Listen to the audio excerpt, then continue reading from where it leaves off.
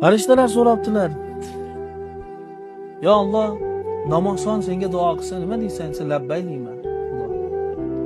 Haj qilgan senga duo qilsa nima deysan? Labbay deyman. Ro'zador senga duo qilsa nima deysan? Labbay deyman.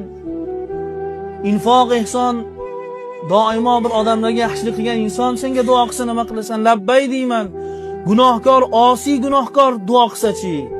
Senga isyonda bo'lgan gunohkor odam duo qilsa-chi desa, Alloh taolo labbay, labbay, labbay deyman.